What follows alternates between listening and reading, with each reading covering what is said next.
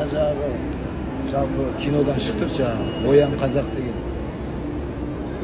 Мынау Мұрат Есжан деген бауырымыз осы киноның режиссері, осы киноны түсірген басынан аяғына дейін. Мұрат, саған Алла разы болсын. Кино өте ұнады. Қаншама көріп жатқан көрермендер 80% жылап шықты. Мен негізі өзім ана бәріміз қазақ елінің батырымыз ғой. Жылауық батыр болады, жыламайтын батыр болады. Мен негізі жылауық батырмыншы. Бір жерден сүрініп қалсам да жеңілгенімнен жылаймын. Бір үлкен жетістікке жетсем, сол жеткен жеңісіме де қуана жылаймын. Очки киіп апты деп сын бермеңдер, сын айтпаңдар. Біз де жыладық енді мына киноны көріп. Жалпы айтайын деген Алла разы болсын. Мына кино тамаша кино екен.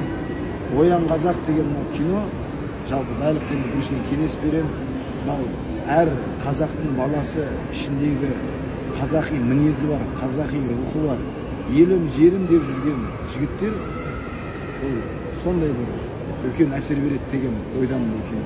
Бұл тек қана мен қазақпын деп жүрген жігіттерге емес, өзіміздің жалпы тарихымызды білмейтін 1900 жылдары, 10-шы, 20-шы, 30-шы жылдар аралығында болған кино ғой. Ашаршылық кезі. Бұл қазақи өздерін білмей жүрген балалардың да бір ішкі дүниеге рухын оятады деген бір осындай кино деп ойлаймын. Енді Алла амандық берсе, бұл кино жайлы айтатын болсақ, енді бұл менің түсінгенімше ашаршылық кезінде қазақтың енді бірінші жаман нәрсесін айтайын, бір-бірін сатқындығы жайлы, бір-бірін сатқаны жайлы. Мынау СССР дейміз ғой, сол уақыттағы орыс үкіметін жанпазданып, солардың бір жеріне кіргені жайлы. Екінші жағын айтатын болсам, енді жақсы жағын айтайын, қазақтың мықтылығы жағы, ауызбіршілігі мықты жағы. Қазақтар қанша қиналып жатса да, ашаршылық кезінде қай облыстар қатты сондай қиналған? Торғай облысы, Торғай, Қырғыз. Батыс жақ па? Иә, батыс солтүстік.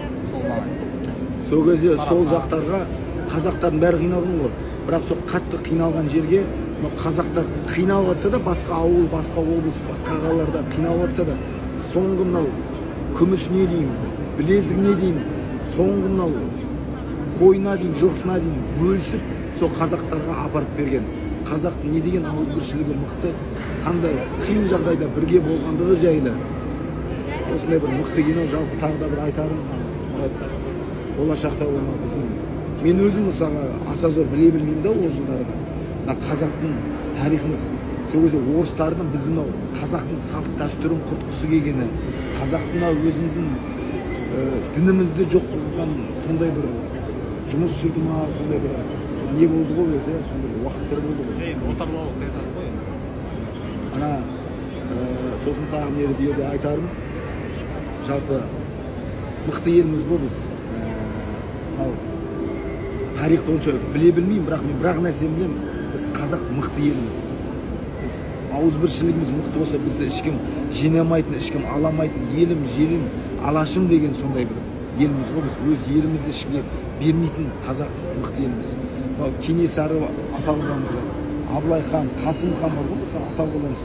Қазақтың ең мықты дәуір құлпыраған кездергі бұрынғы ғасырларда Қасым хан кезінде жаңағы миллионнан асқан сондай бір.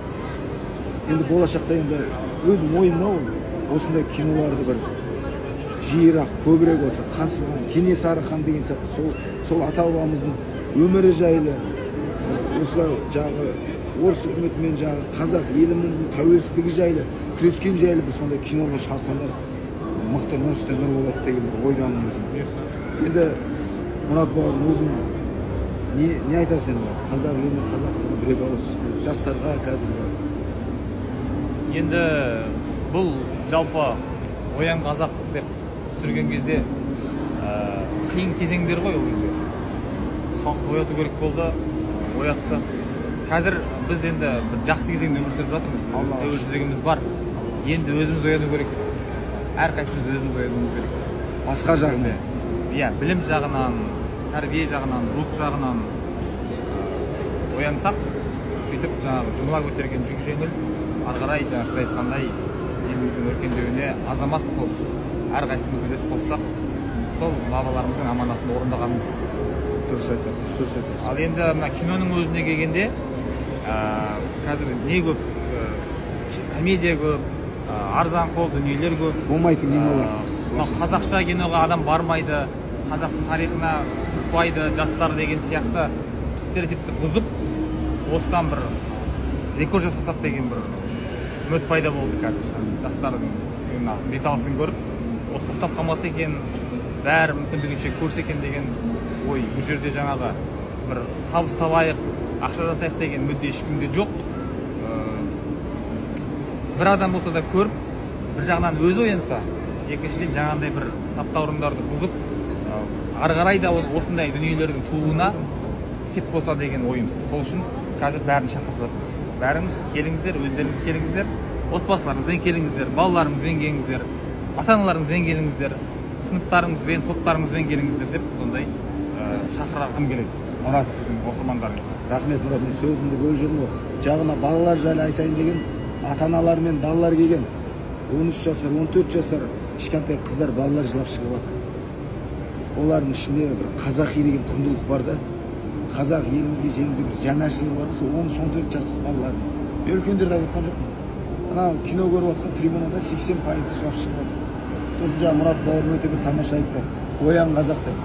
Мынау медицина саласы, мұғалім саласы, спорт саласы, мынау төбеде Ақорда отырған аға көкелеріміз, елді басқарып отырған, қызмет жасап отырған жанашыр ағаларымыз көп қой, елім жерім деп жейді. Сол әр жүрекке, сол әр қазақтың жүрегіне сол оян қазақ деген бір сөзді айтқым келеді. Еліміз, жеріміз үшін еңбек етейік, жұмыс жасайық, гүлдеуіне әрекет етейік. Сол кездегі мына кинодағы 1900 жылдардағы ата-бабамыз аңсаған, армандаған тәуелсіздік қанмен, термен, еңбекпен келген дүние қазіргі. Соны құртып алмайық, соны жоғалта алмайық. Біз ары қарай соны дамытайық. Дұрыс па? Мұрат, рахмет үлкен. Мен мына Мұратпен танысқанда өте қуаныштымын.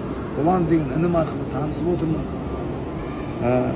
Осы киноның режиссері, осы киноны басынан үстіне дейін өзі түсірген. Кеше Алматыда премьерасы болған. Алматыдан тікелей астанаға ұшып келді, танысқанына өте қуаныштымын. Осындай жақсы тамаша кинолар әлдеқайда көп болсын.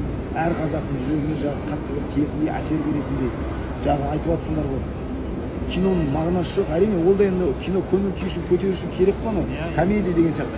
Бірақ осындай жүрекке тебетін бір әр қазақтың жүрегін оятатын киноларда әлдеқайда көбірек болады. Танысқанына қуаныштымын. Алға баса беріңіздер. Алла баршамызға разы болсын.